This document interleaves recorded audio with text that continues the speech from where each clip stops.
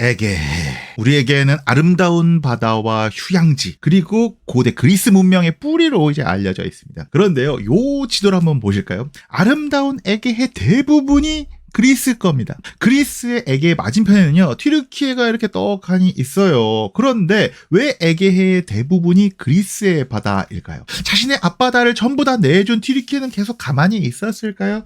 오늘은 에게해를 한번 핑계 삼아서 그리스와 튀르키예의 관계, 조금 더 확장돼서 그 지리와 지정학, 역사, 요런 이야기를 함께 이야기해 보려고 합니다. 거두절미하고요, 에게해 이야기부터 바로 한번 해보시죠. 에게해는요, 약 한 6,000개의 섬이 있다고 해요. 그래서 그리스가 섬 많은 나라로 치면은 거의 10위권 한 12위인가 11위 정도 하고 있다는 걸로 알고 있습니다. 그런데 여기서 질문. 에게해는요, 왜 섬이 이렇게 많을까요? 좀 근본적인 질문이죠. 이게 여러분들도 아실 수 있습니다. 지질학적으로요, 그리스랑 튀르키예는요, 알프스 히말라야 조산대의 일부예요. 알프스 산맥부터 히말라야 산맥까지 쭉 이어져 있는 산이 만들어진 띠를 우리가 알프스 히말라야 조산대라고 하잖아요. 즉 조산대, 화산 활동, 지질 활동이 활발한 지역입니다. 그러니까 자연스럽게요, 이 에게해는요, 이 섬이 많을 수밖에 없어요. 여기가 꽤의 정상이에요. 그런데 이제 지중해 수위가 높아지면서 그냥 이게 섬으로 돼버린 거죠. 그리고 그리스 본토도 이 얘기 한 번 정도는 들어보셨을 겁니다. 역사 좋아하시는 분들은. 이 여기도 산지가 많습니다. 그리고 물론 튀르키예가 있는 아나톨리아 반도 자체도 고원지대죠. 그래서 아나톨리아 반도, 아나톨리아 고원이라고 하지 않습니까? 이런 그리스의 지리적인 특징만 알잖아요. 그러면은 그리스의 역사와 현재를 이해하는데 정말 쉬워집니다. 자, 첫 번째, 본토는 산이 많아요. 그래서 농사 짓기가 힘듭니다. 지금도 그리스에서는 농업 비중이요, GDP의 4% 정도밖에 안 된다고 해요. 그렇다고 막 제조업 강국도 아닌데 그런 거죠. 그리고요, 그리스 근처에는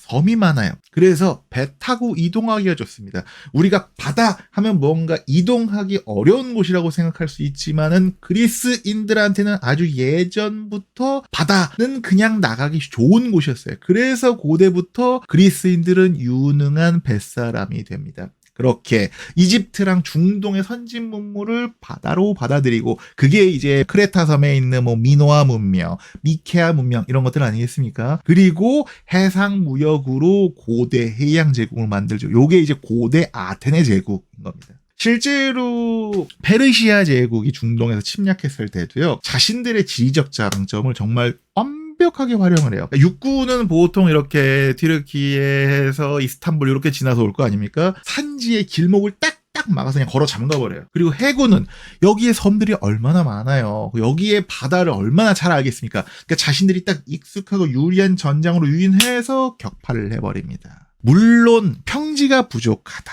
그리고 평지가 부족하고 바다가 많으면요, 기본적으로 담수라고 하죠. 그러니까 강이나 호수에서 볼 수 있는 민물, 요게 부족한 게 그리스를 몰락시키는 요인으로도 작용을 해요. 그러니까 산이 많은 그리스의 도시 국가들은 다른 나라들처럼 하나로 중앙 집권화 되지는 못하고 그냥 도시 국가로 뿔뿔이 흩어져 있습니다. 그리고요, 그리스 도시 국가들보다 후진국 취급을 받던 고대 마케도니아 왕국도 강이랑 평지를 활용해서 농업 키우고 인구 늘려서, 그리고 이제 거기에서 전설적인 왕들이 등장해서 그냥 그리스를 싹 밀어버리고 정복한 거 아니겠습니까? 물론 또 산이 많은 게 나름 또 장점으로 활용되기도, 그러니까 작용하기도 합니다. 그리스가 마케도니아 헬레니즘 시대 이후에도 꾸준하게 다른 나라들의, 다른 제국들에게 침략을 받고 정복을 당하죠. 대표적으로 로마 제국부터 그리고 오스만 제국까지. 그런데 이렇게 수많은 정복을 당함에도 불구하고 완전히 그 제국에 흡수되지 않고 자신들만의 문화를 지키고 오히려 그 문화를 다른 제국에게 영향을 미치기까지 합니다.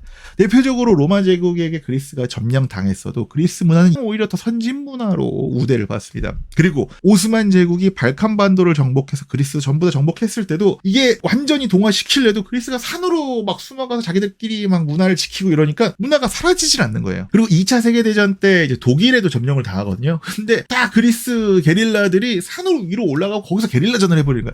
완벽하게 뭔가 제압이 안 되는 그런 느낌인 거죠. 자, 그럼 이제 첫 번째 질문으로 다시 한번 돌아가 볼게요. 그리스는 왜 에게해 대부분을 장악하고 있을까요? 저는요, 사실 이 질문을 이렇게 바꿔야 된다고 생각을 합니다. 그리스는 왜 에게해까지밖에 장악하고 있지 못할까요?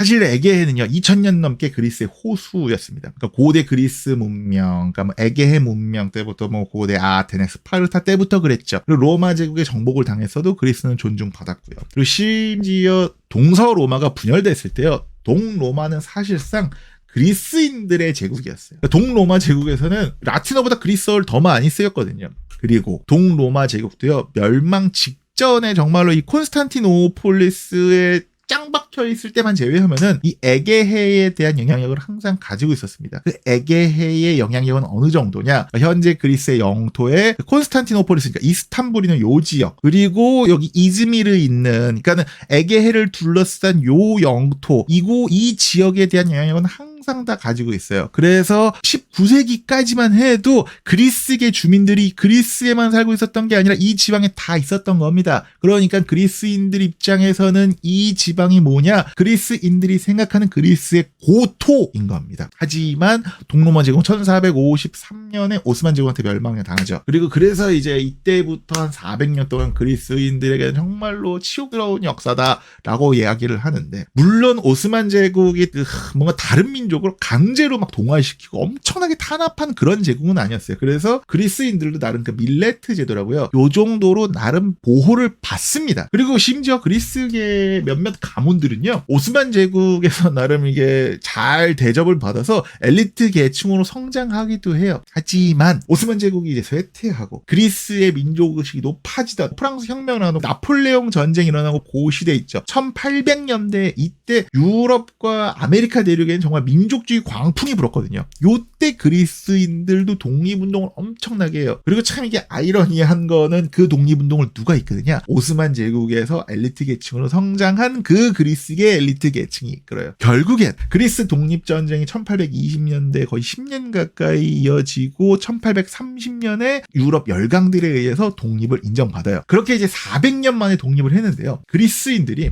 여기에 만족을 못하는 거예요. 독립할 당시 그리스 영토에는요, 그리스어를 쓰는 주민들의 3분의 1만 그리스에 살고 있는 거예요. 그럼 나머지는 어디 있느냐? 전부 다 오스만 제국의 다른 지역에 있는 거죠. 그게 어디냐? 그리스 북부인 이 테살로니키 지방, 그리고 에게의 섬들, 그리고 이즈미르로 대표되는 이오니아 지방, 그리고 이제 여기 콘스탄티노폴리스, 그러니까 지금 이스탄불이 있는 요 동트라키아 지방, 여기 다 있는 거예요. 그래서 그 이후에 이제 100년 동안 그리스가 외치는 게요, 그리스식 레벤스라움, 그리스식 명백한 운명, 그리스식 고토 회복 운동을 엄청나게 해요. 이게 이제 그리스 사람들한테는 메갈리 이데아, 위대한 사상, 이런 겁니다. 에게해를 다시 그리스의 호수로 make Greece great again, 이렇게 하는 거죠. 그러니까 이걸 주장한 대표적인 인물이 누구냐면은 그리스의 국부로 우리가 일컬어지는 베니젤로스예요. 베니젤로스가 그리스에서 총리직만 7번에 오릅니다. 뭐 아무튼 이렇게 그리스의 메갈리 이데아로 시작된 게 1, 2차 발칸 전쟁입니다. 1912년, 13년, 그러니까 1차 세계대전 바로 직전에 일어난 거죠. 요 전쟁 때문에, 덕분에 그리스의 영토가 70% 이상 늘어나고요. 인구도 원래 한 200만이었다가 480만 명으로 2배 이상 늘어나요. 요 테살로니키 지방이라든지 에게의 섬들 좀 같죠. 여기에 결정적인 게요, 1차 세계대전이었어요. 그러니까 우여곡절 끝에 그리스가 결국에는 1차 세계대전의 연합국에 그러니까 참전하기로 해요. 그리고 운이 좋게 오스만 제국이 결국에는 1차 대전에서 패전을 하면서 제국 해체쇼가 일어나고요. 그리고 그리스가 그렇게도 염원하던 그 메갈리 이데아,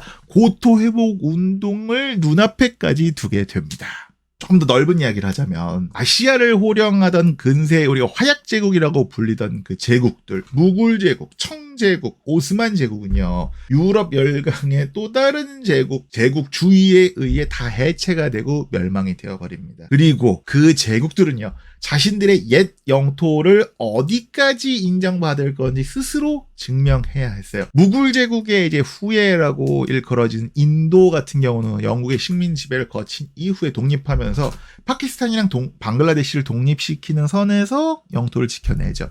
그리고 청제국의 후예라고 할 수 있는 지금 이제 중국이죠. 사실상 중화인민공화국은 국공내전을 거치면서 중국 본토를 회복하고요. 그리고 6.25 전쟁 때 모든 국제사회의 눈이 한반도에 쏠려있는 틈을 타서 이제 신장 위구르나 티베트 이런 데 싹 다 정리를 해버리고, 사실상 대만과 몽골, 외몽골을 제외한 대부분의 영토를 지켜냅니다. 하지만 유럽 열강들과 가까웠던 오스만 제국은요, 정말 처절하게 응징을 당했습니다. 당했다라고 볼 수가 있어요. 오스만 제국의 전성기 영토가요 520만 제곱킬로미터. 이게 그러니까 유럽의 전체 크기의 한 절반 정도 사이즈거든요. 근데 이거랑 비교했을 때 현재 튀르키예 영토는요 한 15% 정도에 불과합니다. 그러니까 발칸반도 잃었죠, 이집트 잃었죠, 아라비아 반도 잃었죠, 레반트 잃었죠. 그러니까 엄청나게 그냥 해체가 되어버린 거예요. 그런데 이 지금의 영토도요 튀르키예가 정말로 많이 되찾은 거예요. 1차 세계대전이 끝난 1920년에 세브르 조약에서 나온 튀르키예 영토 분할선입니다. 이게 거의 참치 해체쇼도 아니고 정말 너무하다 싶을 정도로 오스만 제국을 그러니까 다시는 재기하지 못하게 만들어버린 수준이죠. 사실 이렇게 결정을 내는 유럽 열강들도요 이해가 안 가는 건 아닙니다. 15세기부터 17세기까지 유럽을 가장 공포에 떨게 하고 정말 유럽이 너무나도 무섭고 너무나도 혐오스럽게 생각했던 존재가 어디냐? 오스만 제국이었어요. 오죽하면 보세요. 이게 그냥 단순히 발칸반도에 있는 사람들만 그런 게 아니라 그냥 유럽 사람들 하면은 터키 사람들 다 싫어하는 이런 속담들까지 유행했겠습니까? 다시 세브르 조약으로 넘어와서 그리스도 1차 대전의 참전국이었기 때문에 세브르 조약의 수혜를 굉장히 많이 입어요. 그래서 이때 이제 에게해의 대부분 이오니아 지방, 이즈미르 있죠. 이게 원래 이 스미르나가 이제 그리스식 표현인데 이오니아 지방 그리고 동트라키아 지방 다 얻습니다. 나름 100% 온전한 건 아니지만 자신들이 원했던 메갈리 이데아에 성공하게 된 겁니다. 하지만 이때 튀르키예의 민족영웅, 튀르키예 국부가 등장을 해버립니다. 그것이 누구냐? 바로 무스타파 케말 아타티르크. 예전에 저 중학교 때까지는 이게 케말 파샤라고 불렸는데 이 파샤가 약간 그 오스만 제국 튀르크계 국가들의 약간 로드, 약간 요러 썰 이런 느낌이죠. 근데 지금은 이제 좀 바뀌었는데 이렇게 막 딴 소리 한 김에요. 아타티르크 경께서 원래 그리스 출신이에요. 뭐 갑자기 그리스 출신이 튀르키예 국부 진짜로 혈통이 그리스계는 아니고요. 이 그리스 북부의 테살로니키 출신입니다. 그래서 그리스 출신이야 라고 뭐 농담을 주고받곤 하는데 아무튼 이 아타티르크가 1919년부터 1923년까지요. 튀르키예 독립전쟁을 이끌면서요. 그리스랑 싸우고 프랑스 이제 저쪽 레반트 지방에서 그리고 아르메니아랑 싸우고 엄청나게 그 당시 정말로 그러니까는 프랑스 혁명 이후에 나폴레옹처럼 무쌍을 찍고 다녀요. 그때 당시에 그리스도 조금 욕심이 많았어요. 그래서 그냥 이오니아 지방만 먹은 게 아니라 야 우리 조금만 더 들어가 볼까? 하고 막 들어가다가 아타티르크한테 두들겨 맞고 퇴각하고 결국에는 이제 스미르나 이제 이즈미르도 빼앗기죠. 결국에는 튀르키예가 1923년에요. 로잔 조약을 새로 맺고 국경선도 다시 정합니다. 아니 그럼 이때 그냥 에게해도 좀 어느 정도 찾아오면 됐었던 거 아니었어? 하지만 요때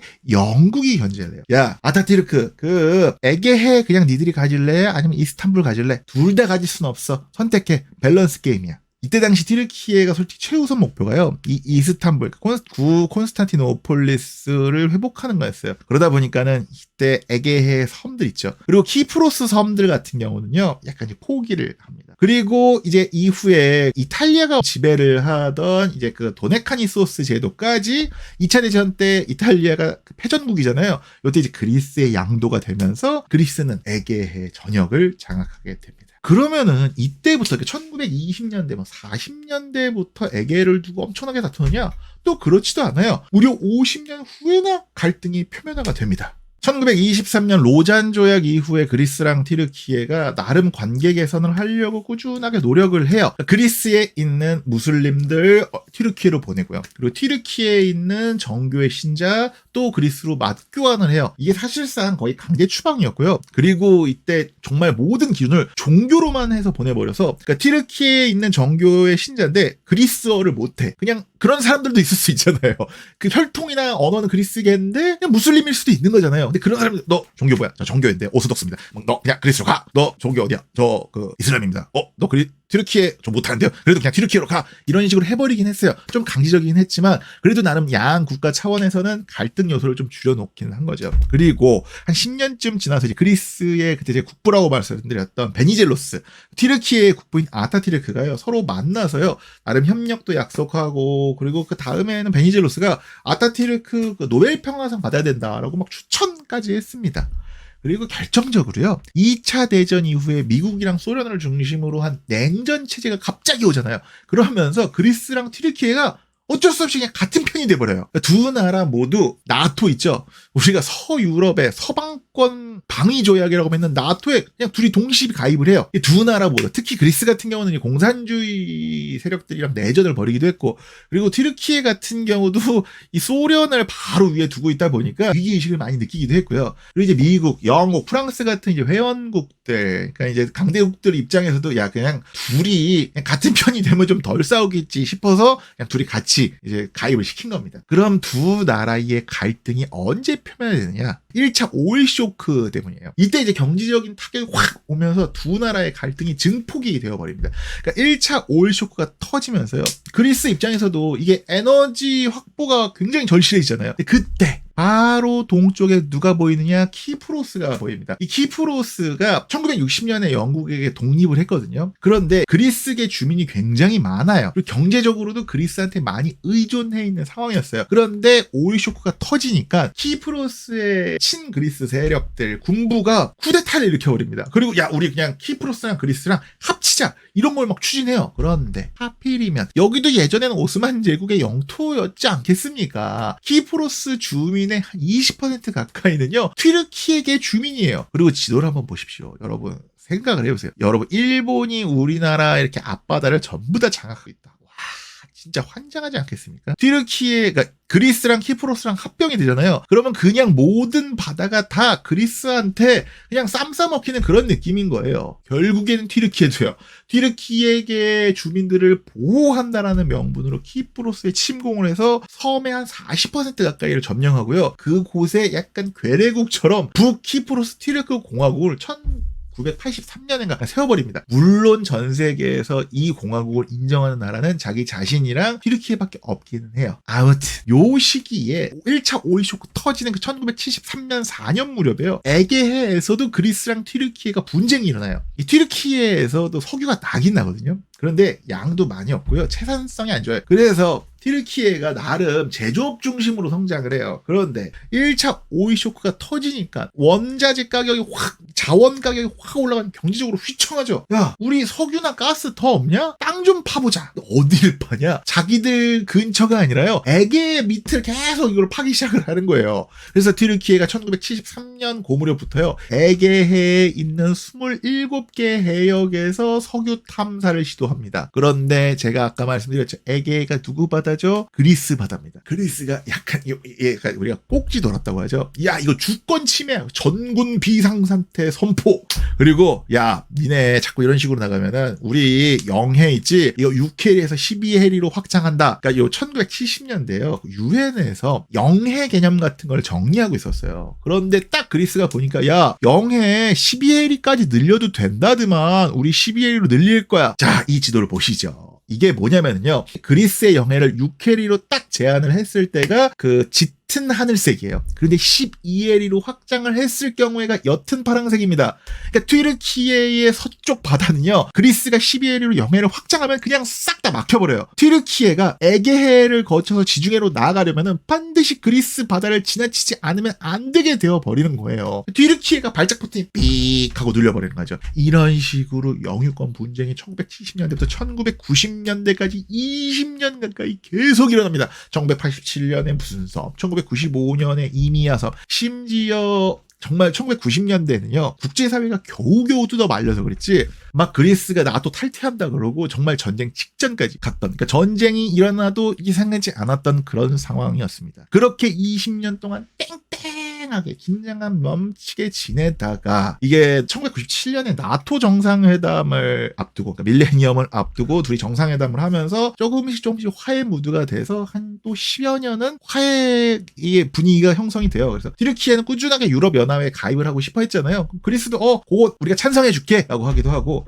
경제 교류나 문화 교류도 되게 많아지고 결정적으로 여기가 이제 지진 피해가 신기조산대이다 보니까 많이 있어서 그런 것도 공동대응하고, 그리고 여기 보세요. 중동에서 유럽으로 계속 난민들 들어가잖아요. 튀르키예랑 그리스가 이런 것 때문에 이게 물론 둘이 이것 때문에 티격태격도 하지만 공동대응도 하면서 좋아집니다. 하지만 2010년대 초반부터요. 진짜로 키프로스 앞바다에서 천연 가스전이 발견이 되어버린 거예요. 그러니까 이때 키프로스랑 친한 그리스 입장에서는 쾌재를 부르죠. 그래서 실제로 2019년에는 아예 그리스, 키프로스, 그리고 이스라엘, 여기 보이시나요? 이스라엘, 그리고 이집트, 요렇게, 그리고 또 몇 나라가 더 있습니다. 요렇게 등이요. 동지중해 가스 포럼을 만듭니다. 이게 가스 포럼이 뭐냐? 사실상 동지중해의 천연가스 동맹 같은 거예요. 그런데 이게 그냥 경제적으로 공급망 동맹 되는 게 아니죠. 바다를 지켜야 되니까 안보적인 요소까지 포함이 되는 거예요. 연합훈련하고. 이걸 지켜보는 튀르키예는 어땠을까요? 속이 뒤집어지지 않았겠습니까? 에게해도 막혀있지. 동지중해도 키프로스 막 지들끼리 막 연합 맺지. 가스 나올 구멍도 없지. 이게 환장하죠. 그래서 2019년부터요. 튀르키예가 두 가지 액션을 취해요. 첫 번째 뭐냐? 2019년에요. 여기 있는 리비아 있죠. 리비아랑 해양 항로를 개척하기로 합니다. 그러니까 이집트, 이스라엘, 키프로스, 그리스로 이어지는 요 동맹에 탁 대항하듯이 끊어버리듯이 서로 바둑 두는 것처럼 딱 한 수 두 수 두기 시작을 하는 겁니다. 그리고 두 번째 액션은 뭐냐? 또다시 에게해랑 키프로스, 특히 북키프로스 앞바다에 자 이거 또 다시 이제 꽂기 시작을 합니다. 야 사실 로잔 조약 있잖아. 이거 잘못된 것 같아. 그리고 우리 앞바다에 대한 지분이 없을 수가 없지 않아? 우리도 가스 추춤할 수 있잖아. 라고 압박이 계속 들어가는 겁니다. 이제 두 나라가 왜 싸우는지 이해가 가시나요? 사실 두 나라의 비극은요, 11세기 중반이죠. 1057년에, 1071년에 있었던 만치케르트 전투까지 거슬러 올라갈 수 있습니다. 1000년 전 이야기까지 갑자기 할 거냐. 그러니까 이게 동로마 제국이랑 셀주크 제국의 전투인데, 이때 동로마 제국이 패배하면서, 이때 패배를 하면서 튀르크인들이 아나톨리아 반도와 발칸 반도에 진출하게 됐다. 이 1000년 전 전투가 우리한텐 천추의 한이다. 라고 이야기를 하죠. 그런데 말입니다. 그리스인들과 튀르키예인들이 정말로 1000년 전에 동로마 제국, 셀주크 제국의 후예가 맞긴 맞는 걸까요? 사실 튀르키예인들이 혈통적으로 보면요. 정작 튀르크인들의 본류라고 할 수 있는 그 중앙아시아 사람들이랑 유전적인 동일성이 10에서 15% 정도밖에 안 된대요. 그런데 이에 반해서 유럽인들, 특히 남유럽 사람들과 유사성은 40% 가까이 나온다고 합니다. 나머지 40 정도는 어디야? 저쪽이겠죠. 중동 쪽이겠죠. 그러니까 튀르키예 정부가 여기 지금 에르도안이 자기는 범튀르크주의 이런 걸 아무리 외쳐도 유전적으로는 오히려 그리스인들이랑 더 가까운 거예요. 그런데도 계속 싸우죠. 왜? 정교회냐 이슬람이냐라는 종교적 정체성이. 비잔티움 제국을 자신들의 조상으로 볼 거냐, 오스만 제국을 자신들의 조상으로 볼 거냐라는 역사적인 정체성 때문에 그리스랑 튀르키예가 이렇게 팽팽한 관계를 유지하고 합니다. 그런데 또 막상 흥미로운 거는요, 문화적인 부분이에요. 튀르키예가 이 지역에서는 나름 그 드라마를 잘 만든대요. 그런데 튀르키예 드라마를 또 어디서 그렇게 좋아하느냐? 그리스에서 환장한다고요. 그러니까 둘이 막 맨날 싸우고 티격태격해도 이게 몇백 년을 같이 붙어 있었잖아요. 그러니까 취향이 좀 비슷해지는 거죠. 이게 약간 그 한국과 일본 같지 않습니까? 두 나라가 지정학적으로 역사적으로 계속 논쟁을 한다곤 해도 서로 가장 좋아하는 건 한국 사람들이랑 일본 사람들 취향인 거잖아요. 그런데도 그리스랑 튀르키예는 가스 개발을 두고 신경전을 벌이고 있죠. 제가 이번 영상에서 말씀드리고 싶은 게 바로 이겁니다. 지금 전 세계에서 일어나고 있는 갈등과 분쟁에서요, 정말 혈통이나 인종 차이 때문에 벌어지는 건 많지 않습니다. 그러니까 히틀러의 주장, 이런 인종주의, 이런 거는 말이 안 된다라는 거예요. 결국에는 역사가 만들어온 그 자신들만의 어떤 정치적인, 문화적인 정체성이 사람들을 움직이는 겁니다. 하지만 그보다 더 중요한 건 바로 경제 문제일 수밖에 없겠죠. 오늘은 여기까지입니다. 다음에도 세계 곳곳의 이야기를 지도를 보면서 좀 더 거시적으로 다뤄보도록 하겠습니다. 그때까지 구독과 좋아요, 알림 버튼을 누르시고요. 지도로 역사를 공부하듯이, 역사로 뉴스를 시청하듯이 한 번 더 보세요. 그리고 두 번 더 보세요.